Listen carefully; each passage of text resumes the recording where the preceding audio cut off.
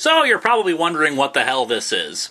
Well, all the work I did preparing for the Linkara fight got me really interested in Power Rangers again, so much so to the point where I actually started analyzing the series in its various incarnations and learning more and more about it, from interviews with the cast as well as just talking to fans about stuff they liked or didn't like. Since I'm an obsessive freak who can't stop himself, I've decided to look over every season of Power Rangers, describe it and the themes that I see present, and give my own opinions about them as a whole. I can't do an episode-by-episode look because there are simply too many, but I will state what I think are some of the better episodes. I'll look at the characterizations present, the strengths and failings of the writing, the music, the overall direction, and etc. There won't be as many jokes in these reviews, but if I think of something amusing, I'll certainly try to make you laugh. Otherwise, this will be an attempt at serious analysis. Yes, serious analysis about Power Rangers. I'll let that part sink in for a moment.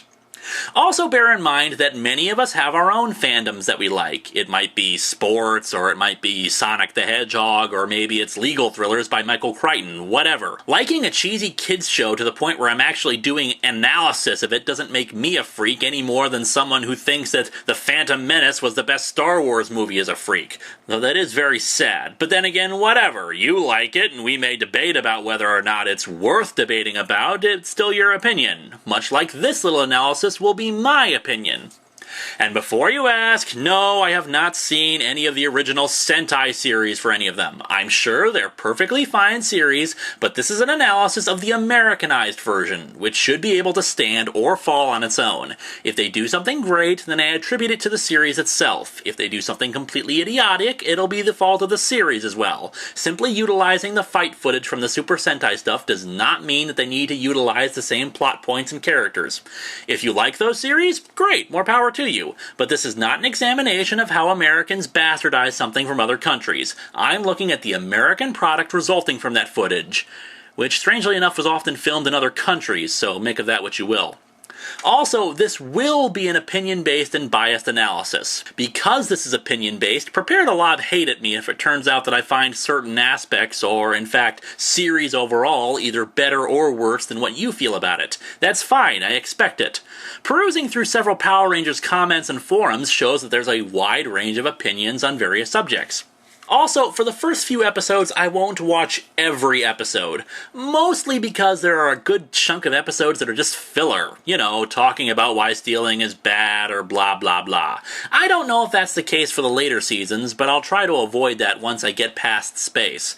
Nothing against a lot of episodes, but when your first season is 60 episodes long, there's bound to be quite a few that aren't really all that important in the grand scheme of things. So while I will skip through them to see if there's anything important, I won't actually sit and watch every soul-crushing second of it. Also, I will not be reviewing the first Power Rangers movie for the simple fact that, well, it has nothing to do with the series. It might use the same actors, and the plot points are similar, but really it has no bearing on the show, and it didn't affect it whatsoever, so I'm just gonna ignore it. Okay, if you really want something, I will say that behind the scenes, the movie was a mess. The producers had no idea about how the show worked and would arbitrarily change things on a whim. For example, in one of the earlier versions of the film, the Rangers' helmets had no visors and you could see the actors' faces through the holes. Yes, even though the Rangers are supposed to be maintaining secret identities, people would be able to just look at them in the outfits and know who they are. There was also a considerable amount of footage cut from the movie, be they plot points or designs that never made it into it. Point is, the movie wasn't very good and the Nostalgia Critic already covered it in all its bad CGI glory. There will also be no review of the quote-unquote remastered episodes. Plot-wise, nothing is different about them. They simply added a whole bunch of goofy new comic book style captions and sparkles, and frankly, I see no reason to watch 60 episodes of the same show twice just for sparkles. So with that, let's get things rolling with how it all started. Mighty Morphin Power Rangers.